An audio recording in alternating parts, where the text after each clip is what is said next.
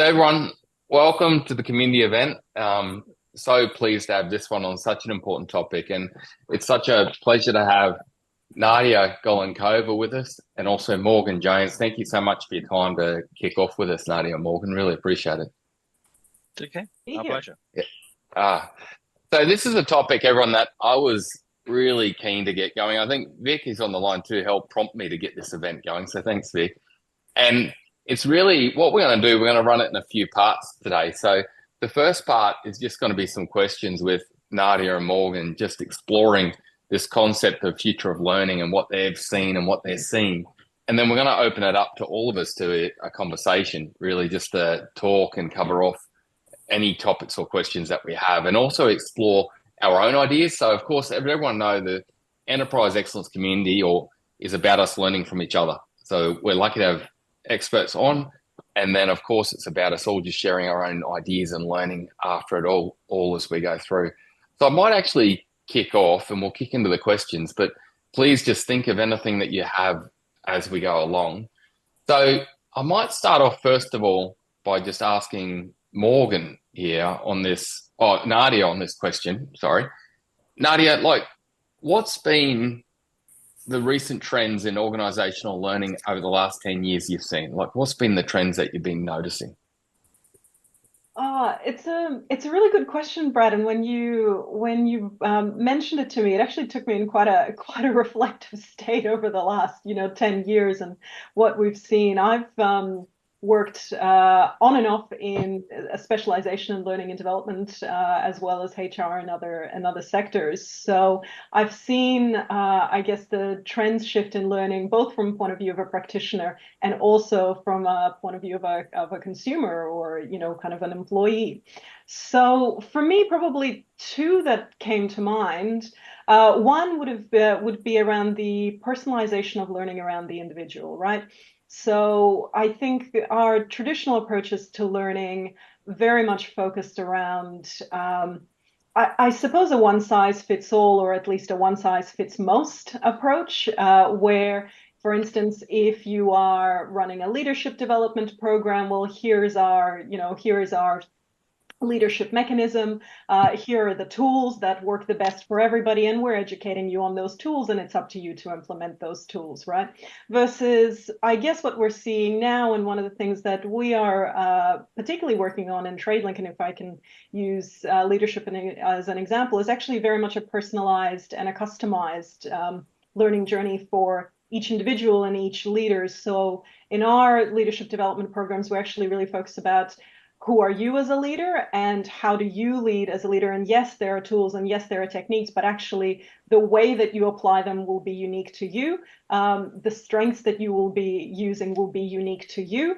The talents and capabilities that you choose to implement as a leader will be unique to you. So how you approach your leadership journey and your leadership challenges are really individual, and therefore your learning experience is individual. So of course we still run kind of in cohorts and group scenarios, but a much more personalized, customized, individualized learning experience right across the board, not just in leadership and in other areas. So that's maybe number one. And number two for me would be something that Brad, you and I talked about, earlier, and actually just quite a long time ago when we worked together. It's actually around the idea of co-design and co-ownership of learning between the organization and the specialist, right? So again, like in most trends and in many specializations in business, we're coming together to form partnerships and co-ownership of any solutions or any outcomes that better the organization or further the organization. So a couple of examples I'd give here would be things like, if we are, let's take the leadership development example, for instance. If we are growing and developing leaders, that's not the purview of the learning and development department or the HR department or a specialist. It's actually the purview of the entire organization. So the design of that program and the execution of that program is actually in the hands of the executive team, of the senior management team, and all the people that actually work with those leaders together. So in our organizations, We do this in a couple of different ways. First of all, we co-design programs between learning specialists and organizational specialists. But in addition to that, we often actually have leaders as co-pilots on programs. So not necessarily you've got, a bat signal goes in the sky, a training course comes together, and then there's a wise sage that stands in front of the class and delivers, amazing advice. We're actually doing this in co-facilitation with the direct line leader or with another leader within the organization, and that contextualizes the knowledge or the experiences that come, kind of from within that person. So that's probably two things that I've seen as trends over the last 2 years. The not so fun and fancy, kind of experience or I suppose trend that we're seeing is, of course, the good old tech tick and flick, right? The more digitization of learning, and I'm a big digitization pro, by the way, and I've worked very much on digital learning transformations on multiple occasions. So I'm a big advocate for it. What I'm not a big advocate for is the tick and flick where we go, well, that's great. We've just made an online module. We'll make that mandatory. Everybody has to complete it. And that's the way that we build capability. That's probably the trend that I do see that's gathered steam a little bit across most industries, and something that I'd love to see trend itself out. So that's Yeah. my thinking, but I love to hear Morgan's thoughts on that one. Well, Yeah, yeah, Morgan, what are you seeing, mate, on that in that well, regard from, I guess, that last 10 years and going forward? well, I've seen it take it over the last 20. It's sort of worked in many organizations. So similar to what Nadia said, a move away from fully bundled uh, chalk and talk, i.e., here's the slide pack, and I'm going to beat you to death with a big slide pack, into just enough, just in time, just for me. That flexibility. So that's the sort of the first part. The second one, so really going formal to being blended. So you're doing learning by doing, but also that co-facilitation. So you may have the expert will facilitate, but you have the line leader at the front. So they're seen as leading the program and the learning. And Yeah. you're coaching the leader at the same time, but their employees and teams are actually seeing the leader as the coach, and wherever possible, you get to. So you're building capability of leaders to actually coach the material. There's one more that sort of stands out for me is Australia loves to have lots of cert 2, 3, 4, how to make a coffee.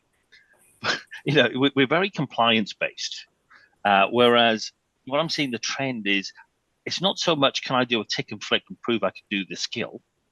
Have I got the right mindset? So seeing a transition from just doing to have I got the true understanding and belief behind the action.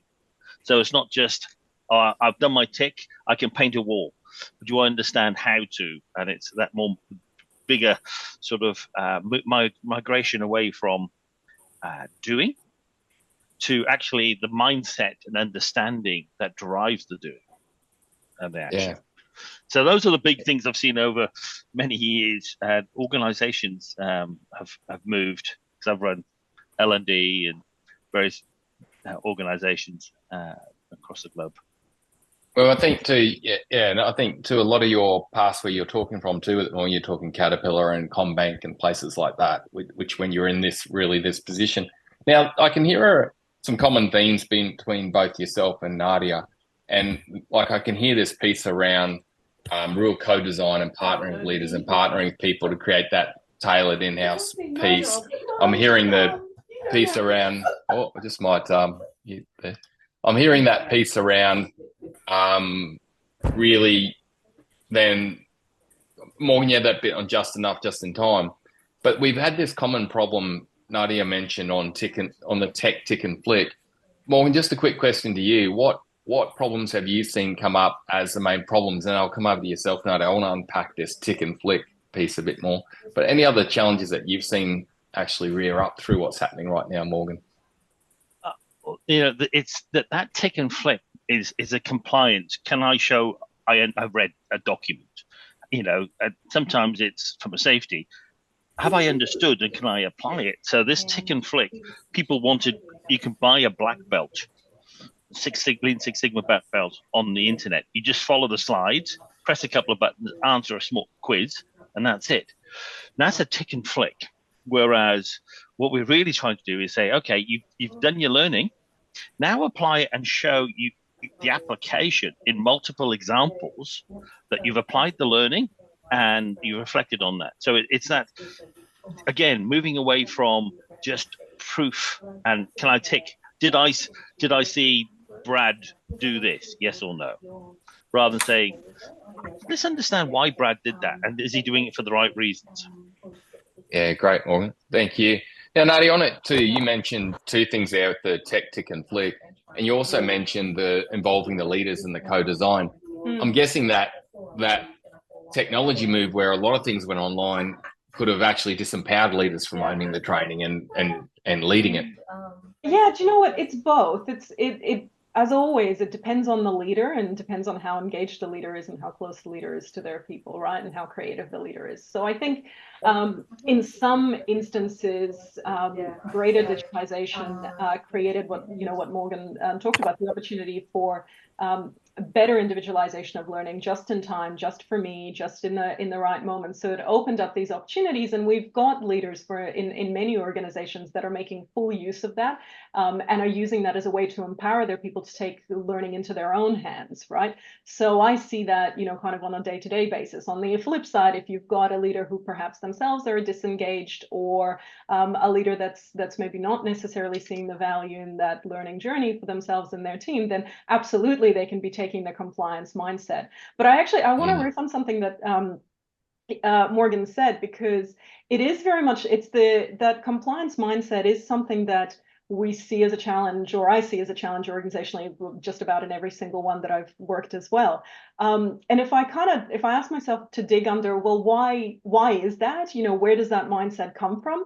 Then really something that I experience as a leader, I'm sure that we all do anyway, is it's always about time and attention, right? Because we only get to the compliance space when we think there's not enough time, that whatever I'm being asked to do, in addition to my day-to-day job, in addition to the slide deck that I have to put together for my boss, in addition to the thing that I've got to do for my team member that I didn't anticipate. Oh, and now I have to go and attend this the training course, or I have to do this module, or I have to do this self-reading, or I have to take this opportunity for development. All of a sudden it starts to feel really, really hard to do.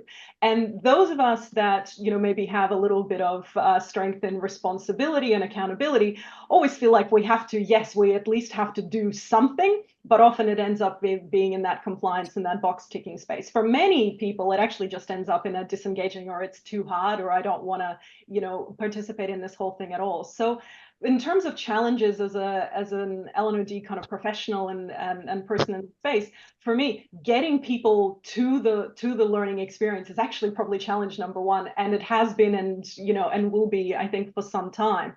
We are getting busier in our current world, where our attention is more split. We are more busy than we'll ever be. In fact, it's or than we've ever been before. In fact, there's a great quote that says, we are currently experiencing the slowest pace of change we will ever experience for the rest of our lives.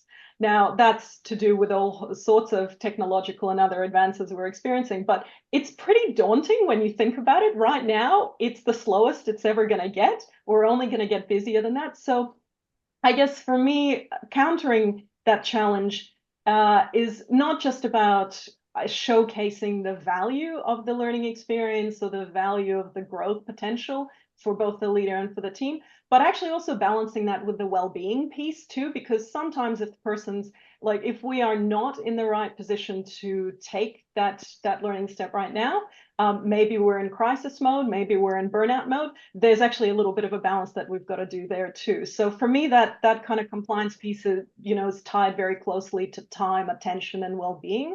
And the other probably challenge that I would say organizationally, and these are maybe tied together, it's around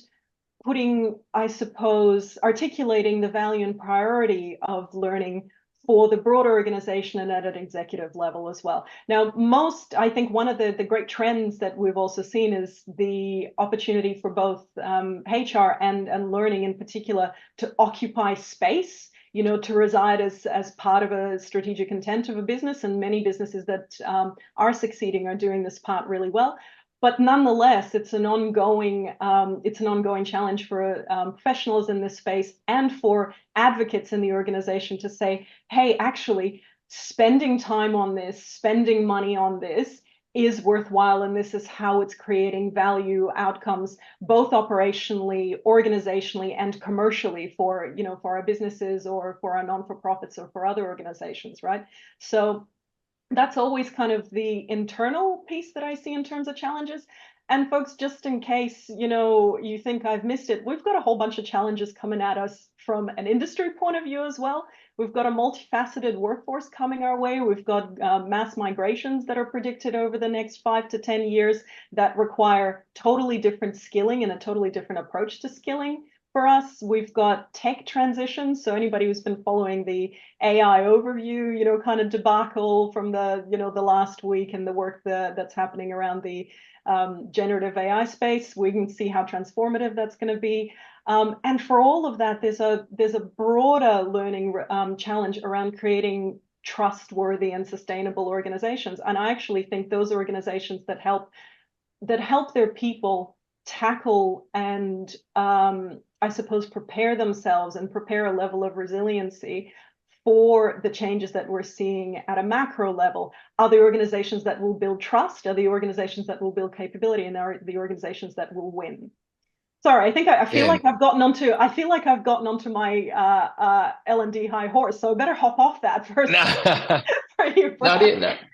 Nadia, with the future piece, there's one piece I wanted to unpack with you just briefly, just on what you mentioned about, like, I'm guessing with that leadership engagement, and involving leadership will help get their buy-in. And Morgan mentioned just the right, just enough, just in the right time. But the key thing I'm keen to unpack for you for the future, Nadia, is what you mentioned about personalized and customized learning. Like, that sounds really cool, because I guess it's very much about the person, which we're all different. The context surrounding us is all different. What does that look like, Nadia, in the lead up or in the classroom? Do you mind just describing what that sort of flow is? Sure. And I also don't profess to say that we do this perfectly all the time. Our organization's on a journey, just like all of us in our businesses. What I would say it looks like for us is, and one of the key trends that we're seeing, going forward, is the shift away from again, what Morgan was talking about, the kind of the old school competency and capability and compliance approach, and more towards a flexible and agile skilling approach, right? So in our business, and I work in a national plumbing distributors where TradeLink, you might have seen our big blue box stores around the place. For us, it's actually about identifying, I guess, not just sunrise jobs and sunset jobs, so new jobs that are going to come into the organization and, those jobs that will exit the organization, but actually identifying sunrise skills and sunset skills. And once we identify those skills, we can actually get our people to map their own journey on their skill, I suppose, taxonomy or on their skill position, right? Do I have a bulk of skills that are actually coming into prominence for TradeLink, or maybe are coming into prominence for our industry? Or are my skills a little bit behind the 8 ball? Am I good at certain things that are continuing, but maybe some of them are coming off the boil? So for us, for people to be able to self-assess in that skill space is really important.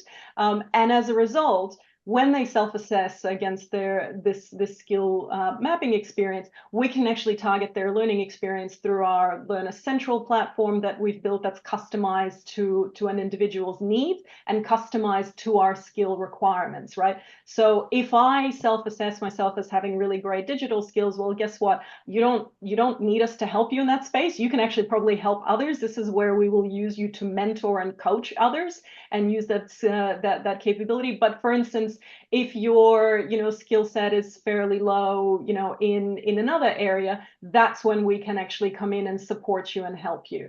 That's one example of that customization. The other example would be the leadership development space for us, where we specifically run a program that's not about this is how you do leadership, this is who you are. And therefore, once you know who you are, then you'll be able to figure out what kind of leader you're going to be and how you're well connected to your strengths. So we use Gallup's Clifton Strengths Finder, and we actually build our leadership experience and our leadership journey right around that particular tool. That is so individualized and so customized that it means that every single leader in our organization knows that while we all have the same objectives, drive sales and EBIT, keep our people safe and engaged, all of those outcomes are the same, but the journey that you take to those outcomes will be really, really different and customized to you. So we help them through various coaching experiences and other group experiences that allow them to connect who they are individually to the outcome that might be similar for all.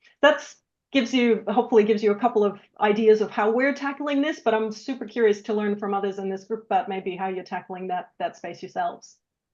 Yeah, well, it sounds really cool, Nat. I'm hearing this trend of really where we're taking people on a journey to really understand themselves and assess their position. And then really it's a tailored approach from there that's targeted to where they've basically uncovered their requirements.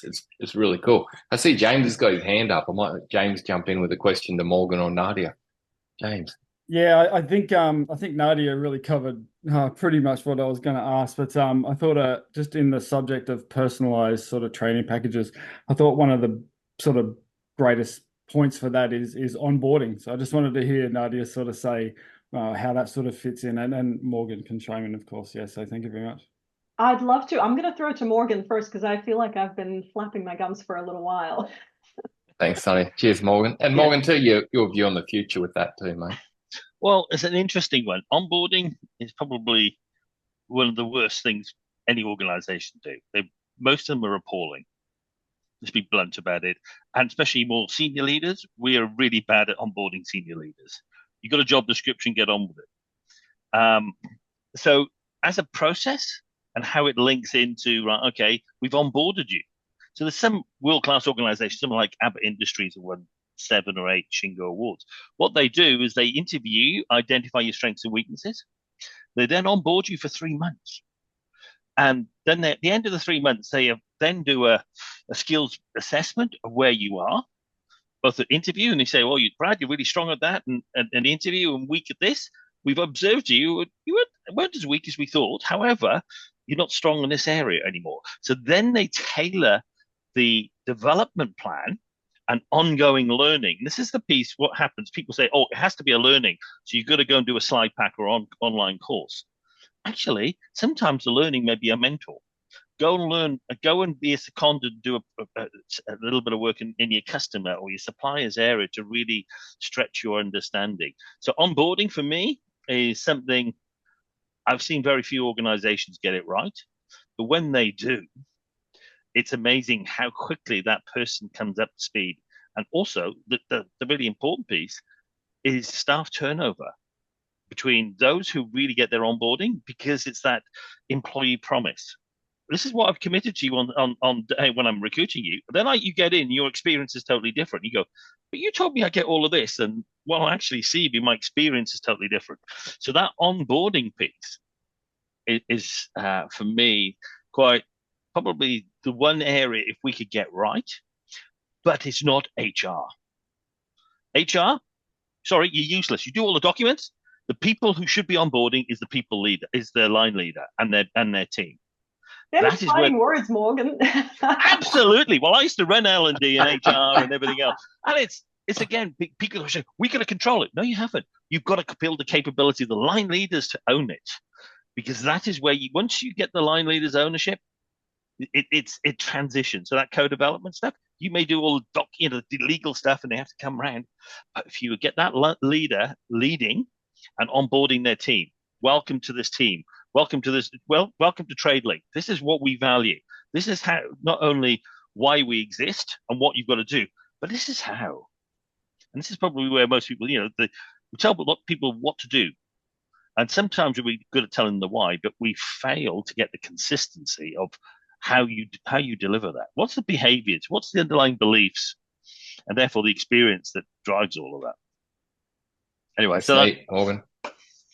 Thank you. And Morgan, just on yourself with the future, mate, is that where you see the future going? Is really, and I guess both yourself and Nadia have mentioned it, this whole future of how do we co-design, how do we personalize to the individual, how do we, I guess, like you said, how do we do the just the right stuff just in time at the right time to really help bridge that confidence?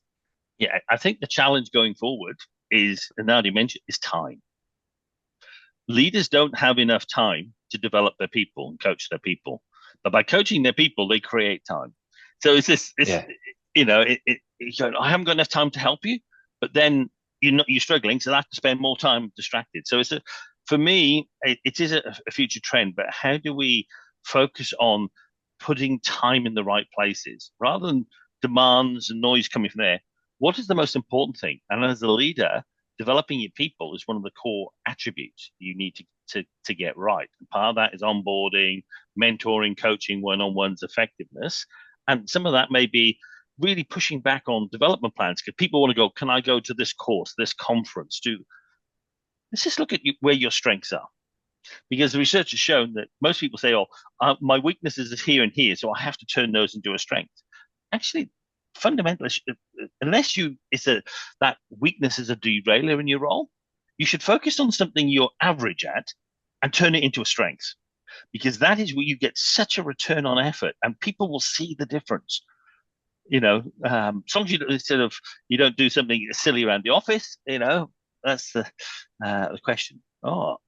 Yeah, Victor, you got a question. If it's a hard one, then we'll give it to Nadia. We'll swap them. Oh, you're on mute, Victor. You're on mute. Sorry, mate.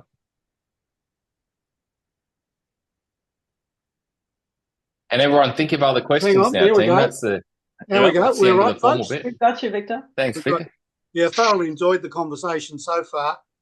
Just an observation from 40 or 50 years of working in industry, as Brad would know, with a whole range of organisations. I think the most effective training and development happens when the MD or the GM devises the training, runs the training, coaches people one-on-one, and all the rest of it. So, and Brad knows some of the organisations I've been involved with. So, when you get the GM writing the training packages and coaching everyone around competency, skills, and particularly the word performance, which hasn't been mentioned much, and as Nadia was saying, it's very much a one-on-one, but it's led by the most senior person in the organisation. Toyota, again, I've worked with them a lot, and Holden Engine Plant. The guys who run that are the ones that are doing the training, the coaching, and so on. And it does the role modelling from these people is just so powerful in terms of people's attitude and performance and so on. It's not something that you can just handball to a training department, in my opinion. Training departments are models, but the real stuff happens from the leaders. I think it's a beautiful symbiosis and a beautiful partnership, right? Because your learning specialist, will add value if you bring them as part of the journey and bring them as part of your organization. But I totally and wholeheartedly agree with you. The real transformational changes that I've seen in organizations have been when leaders and learning specialists work together on a cultural transformation and a really intentional transformation. One of the things that I've seen work really well for us and with our parent company, Flitch Building, who are a might be known, might not be so well known in Australia, but quite a large building and construction organization, is we had a transformation journey around our safety culture, and it started about 4 years ago. It started as it was catalyzed by quite a significant series of tragedies, and when we're talking about tragedies, we're talking about 5 fatalities in a single year. So it was it was very much a sobering and incredibly tragic moment for our organization as a whole. But the piece of reflection that the whole business did meant that we knew that we had to change our culture, that learning and leadership were going to have to be twin pillars of how we change that culture. And those twin pillars work together. And to your point, the way that we worked and cascaded that change program, which involved quite a significant investment in learning, was from the board down. So as a cascaded approach, and every level of leadership, where their cohort was led by a learning specialist and a facilitator and a leader above them. So the executive group were led by the chairman of the board and a facilitator. The next level down was led by the EGM and the facilitator, the next level down by the senior manager and the facilitator, and so on. So to kind of riff on Morgan's point as well, I think when you incorporate that ownership from the leader, all of a sudden everybody finds time, right? Because all of a sudden we start seeing what actually we should be focusing on, and the priorities become really, really clear. So I thoroughly love both of those points. Yeah. So Victor, so one of the interesting things, having run programs at CBA and had lots of senior leaders, the difference I saw, yes, the senior leader was there in person and the lights were on, but it's the magic fairy dust happened is when they showed humility and say, this is why I want to do it, and let's learn together. And I tell you that humility and financial services seems like a bit of an oxymoron. Let's just be honest about it. However, where the senior leader actually said, I'm totally committed and I'm going to learn with you. That environment, those teams under those particular leaders really just left the others behind. So they were there, but they didn't pretend they knew everything. Well, it's all about problem solving. Organisations have got thousands of problems, and when your senior manager problem solves with people on the floor and everywhere else, then you have that synergy of learning and so on. I've seen that work very effectively. Yeah. So team, what other thoughts, ideas about the future of learning or questions have we got? Or even out of left field, team, you might have something you're like, I'm finding this really working. This is really helping us, or this is where we're going. Or you might have a question. What else have we got? What's going through your mind?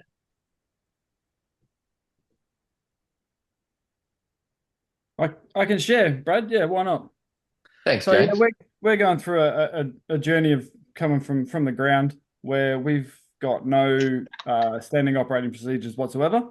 So we're building all our standard operating procedures at the moment, and obviously categorizing them through work tasks and functions from department to department. And we're building out our skills matrix so that we can, I guess, personalize our training packages to particular work functions and work tasks. And just setting up a team member planning board so we can see where our gaps are and see where our training gaps are, and so a lot of work to be done. But yeah, like some of the words that Nadia and Morgan have said already are definitely in line with, especially around the personalization and the engagement from leadership all the way down. So yes. Yeah, that's really cool. I know back in the time with Nadia and Adam, that was part of the team, that built a really good approach with skills matrix and the MATE model to see gaps, Nadia. So I guess having that visuality on where are some knowledge gaps. Yeah. Do you mind just sharing, Nadia, your thoughts on that, where, I guess you can visualize where skills are at and get that more employee determined, hey, I want to learn this now. I've got this gap. Let's bridge that gap type position. Yeah, look, I've been thinking about skills quite a lot in the last sort of probably year and a half, or but very intently, I should say. And one of the reasons is because in prepping, we're last year we wrapped up our initial 3-year strategy for TradeLink in LNOD, and so we're developing a new now 5-year strategic approach about where we're heading and how that aligns to our broader organizational directions.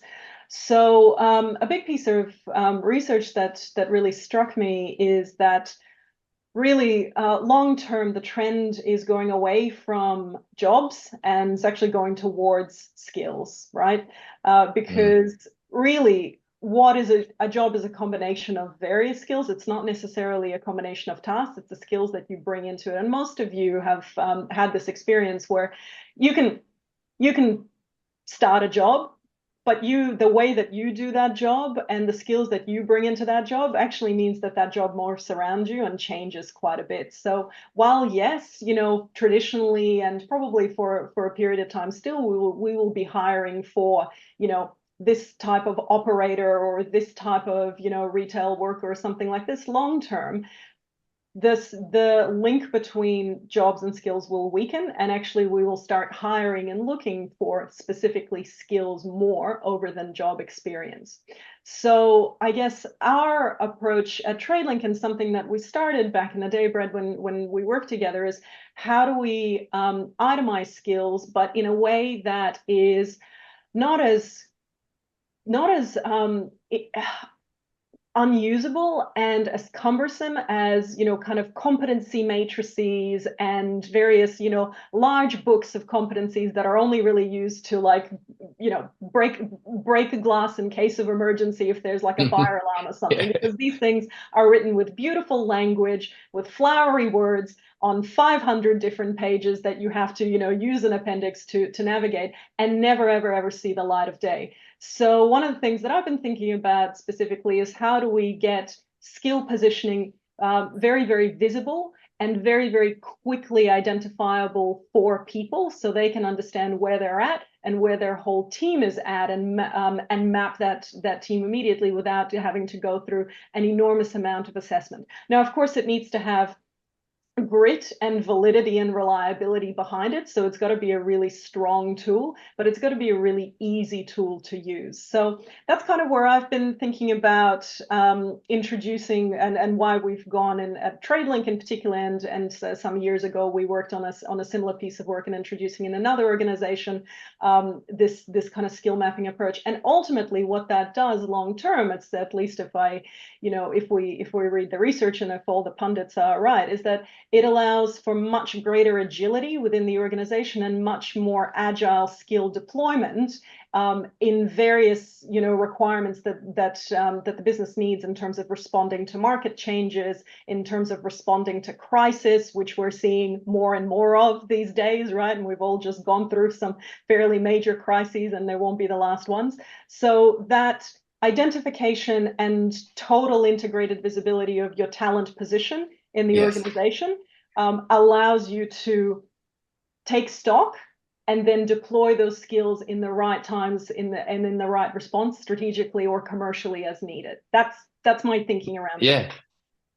Nadia, I'll come to Chris in a second, but just on that team, Nadia is making me think of something that relates to her and I. Nadia and I worked together, everyone, for a long while, and great relationship, great friendship too. I'm thinking of Adam Stiles, Nadia, at Signet again, where he had, in the call center, he had that mountain of skill growth, and he had little icons for each team member where they could look at their skills and plot their journey up the mountain of capability development. And that's visualized and simple, wasn't it? Yeah. But then also the community, we had US Synthetic on, which is a synthetic diamond manufacturer. And on their virtual tour that they did for us, you could see this wall of capability journey where you could basically see the whole learning journey and skill journey for everything. And you could plot your journey there visually on a wall within US Synthetic. That's what's coming to my mind, Nadia, when you talk about it. Just simple and easy. I'll hand over to you, Chris. Thanks, mate. Oh, is Chris there? Yes, I'm here. Sorry. Oh, sorry, mate. I was on mute. Sorry, I jumped around on my screen. Got you, mate.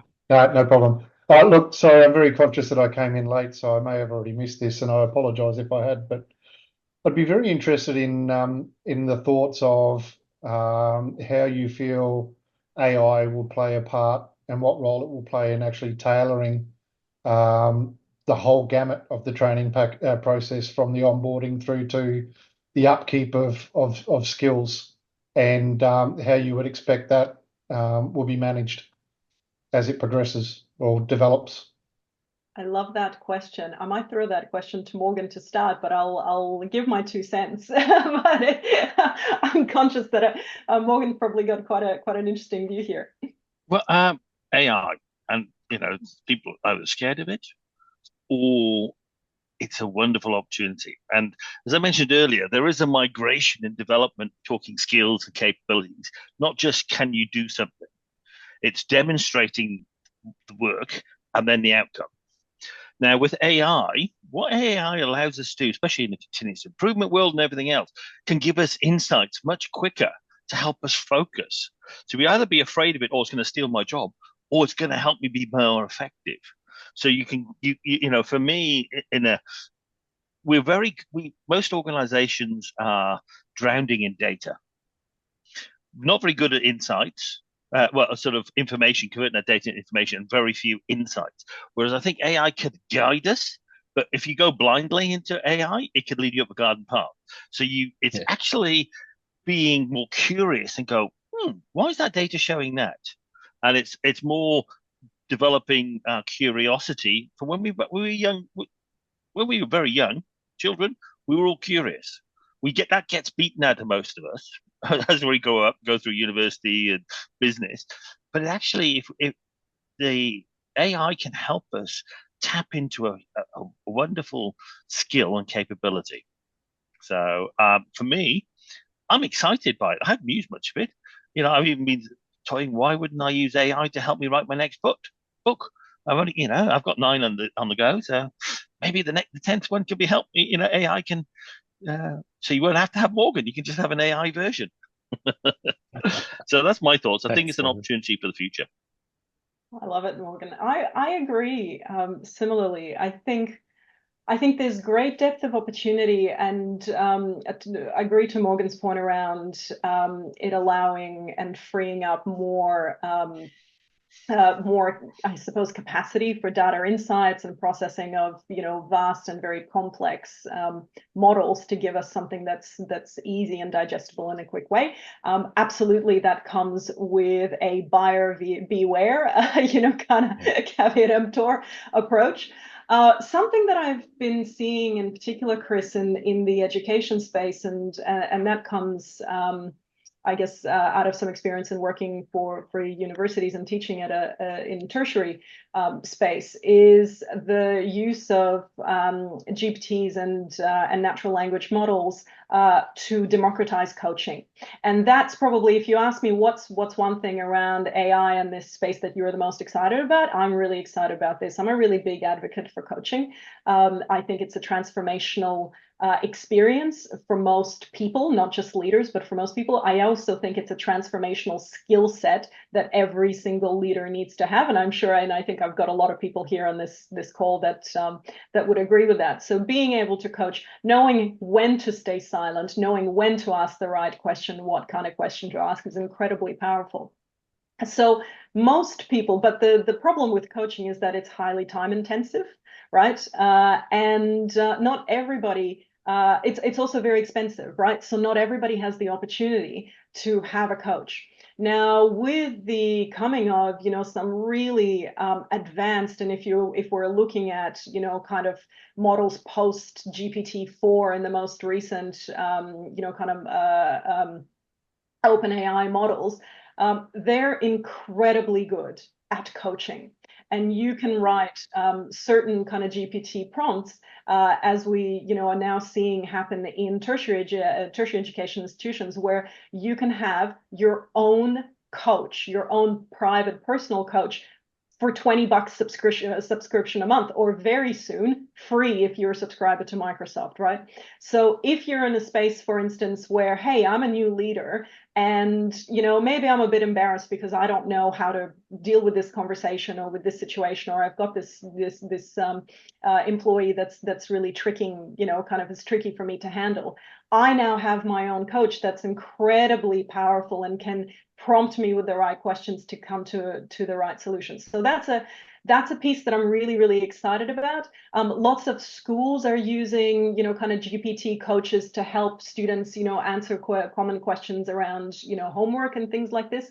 And one of the things that I find really compelling about this is that this doesn't require the AI to have knowledge. This just requires AI to ask good questions, which it can do quite credibly. It doesn't require AI to tell you anything. So the risk of hallucination is much lower than in other things. I'm sure this week people have seen AI has been telling people to put like glue on their pizza and eat rocks once a day and all of that sort of stuff. If you've been following the Google overview releases, it will do none of that stuff, because that's not the output that you're looking for. So the coaching piece and the democratizing of coaching is exciting for me. There's a whole bunch of other stuff with it that makes me somewhat cautious with regards to how far and how quickly we roll this out in various spaces. But I'm an experimenter and a futurist at heart, so I'll probably experiment in lots of different ways, but I might hold it until I roll it out to the rest of my organizations, as most IT GMs are doing at the moment anyway.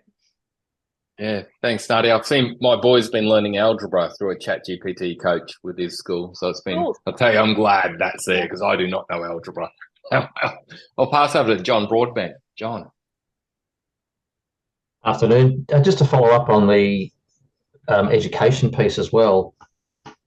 About 6 years ago, I was invited to take an adjunct role at UTS here in Sydney, which is my alumni, but for 2 years, primarily because one of the guys that I knew who worked there fessed up that their curriculum was 25 years out of date in the mechanical engineering, electrical engineering and mechatronics schools. They didn't do anything with my skills. So 2 years ago, I took another role at UTAS, and only 2 days ago, I was talking to the head of school, who's come to the conclusion that their curriculum is 20 years out of date, are now going to spend a year assessing the curriculum, probably then 2 years putting a new curriculum together. And I don't think he appreciated when I pointed out that by the time they do that, it will be out of date yet again.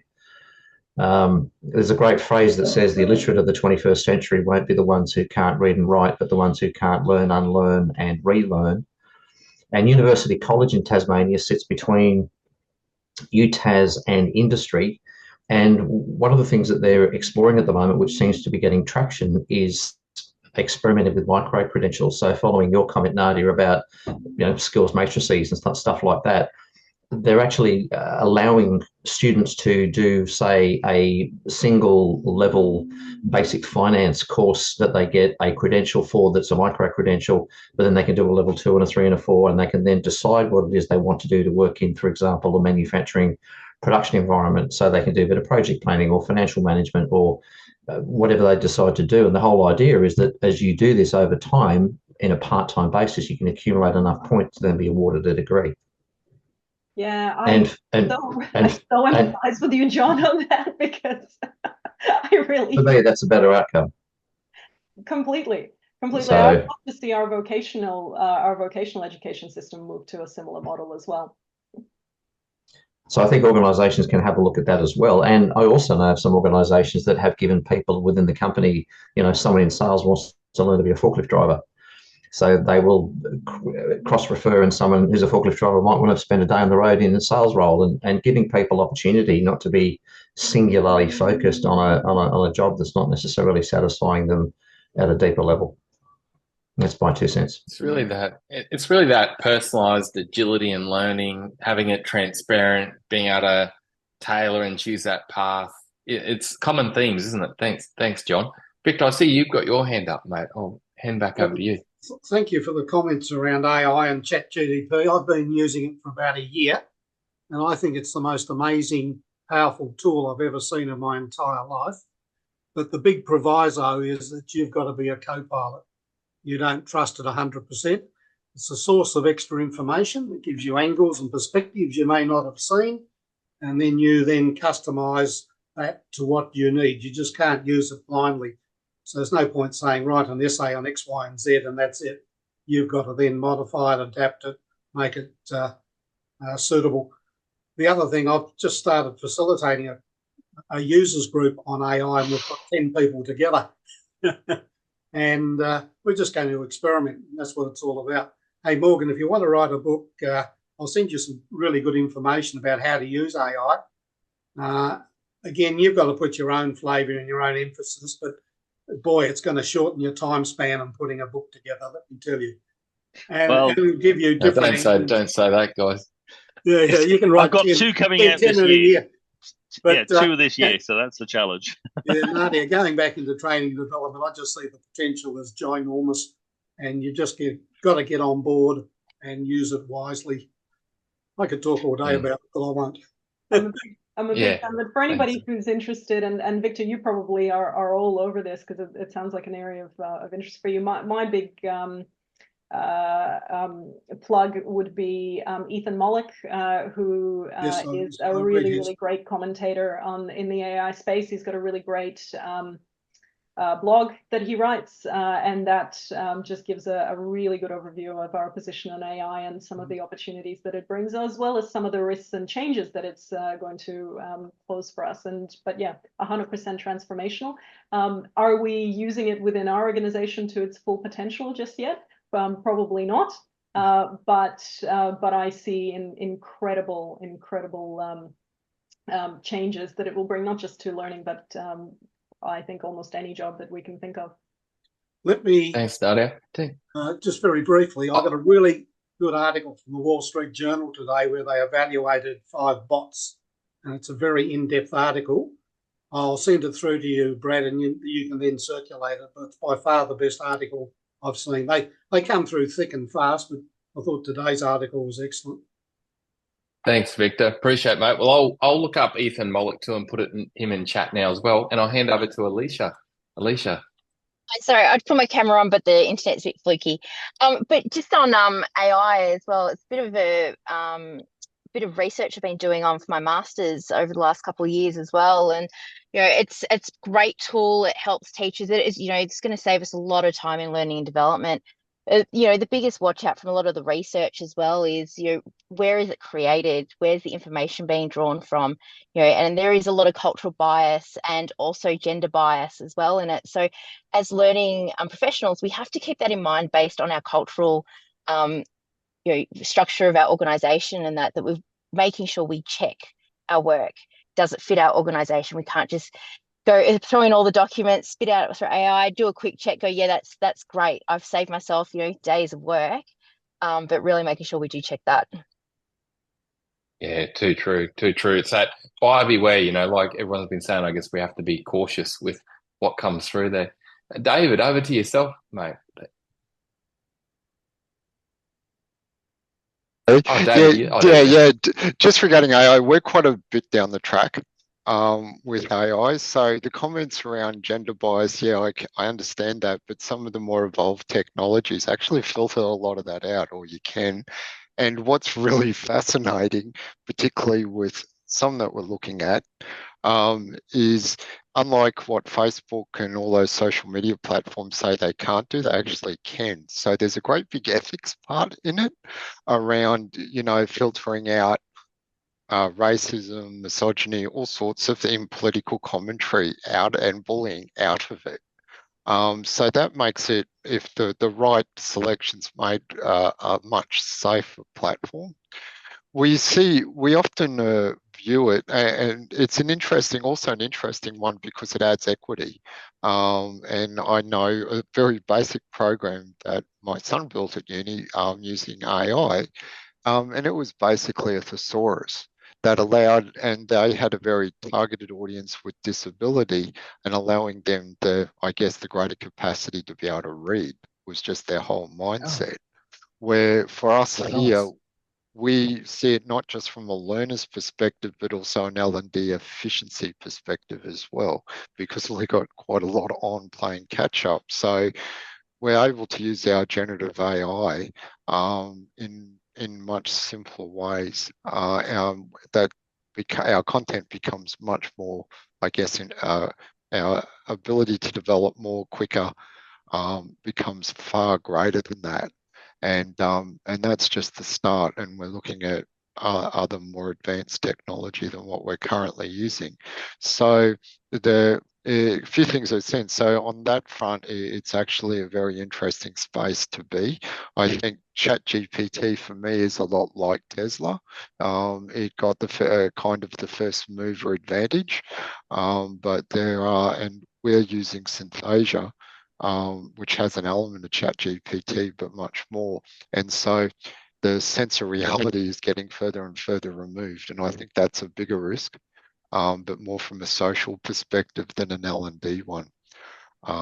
So yeah, it's actually a really good time to be an L&D, I think.